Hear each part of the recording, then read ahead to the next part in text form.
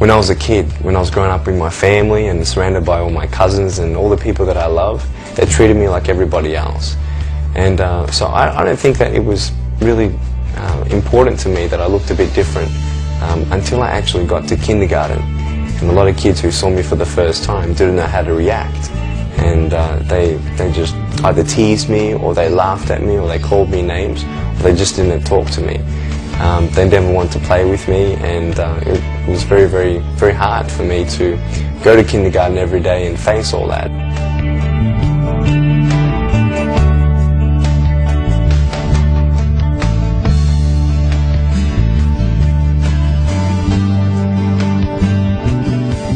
I was actually born without arms and legs, and there's no medical reason why this had happened.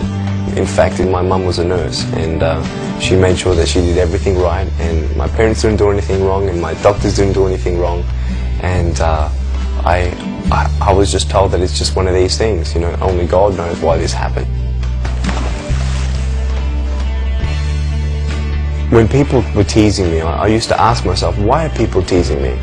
You know, is it just because I look different, or what is it? Because I knew that a lot of other people look different, you know. Some people have orange hair, some people have black hair, some people are tall, some people are short. Everybody's got their differences. And I didn't think that my difference was much different to everybody else. I mean, well, why are they picking on me?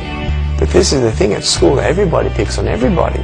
It's so sad to see that people get teased about, you know, how their face looks, or if they got a limp, or if they're in a wheelchair, and it's wrong. It's so wrong.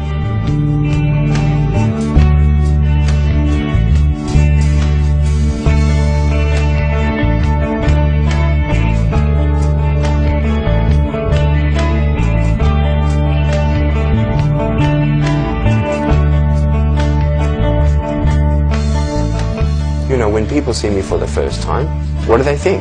I feel so sorry for this guy without arms and legs. Oh, he must have such a bad life. And you know, oh, this guy can't do this guy... Why? How can they say that? They judge me by how they look. They have no idea that I've done a double degree in accounting and financial planning. They have no idea that I'm a real estate investor, that I'm a stock market investor, that I love my life, that I travel around the world and I give people hope in a unique and powerful way. I love my life. I'm living a more complete life than the average 23-year-old. Because arms and legs will not make you complete. And how you look will not make you complete.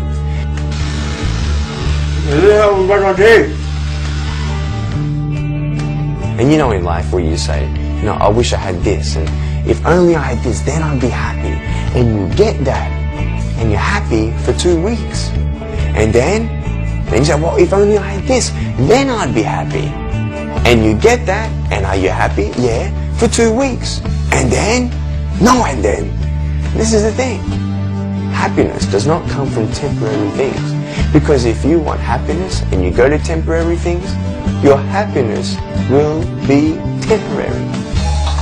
You want to see a cool trick? I'll show you. It's quite funny if you actually find out the definition of disability. Disability is something that's going to stop you from doing something. And I think that having no arms and no legs is not the biggest disability at all. In fact, I think the greatest disability of all is your mind. Because someone can have arms and legs, but if they want to give up, their mind is their disability. The choice to give up, that's the disability. I believe if you make a decision to say, hey, yes, these challenges are hard, or these big goals and dreams seem impossible, but it's up to you to make that decision in your mind that no matter how hard it gets, I'm going to get through it. No matter how big that goal and dream is, I'm going to achieve it. All I take is one step at a time. And that is when all disabilities go. So really, when people see me now and they get to know me and they know what I'm achieving in life, they don't see me as disabled. They actually feel disabled more than I am. So this is the thing. It's up to us to make that choice. And I don't believe I'm disabled. Because I have no arms and no legs. A big deal. It doesn't matter how I look. It's who I am and what I do. And that's why I have that security.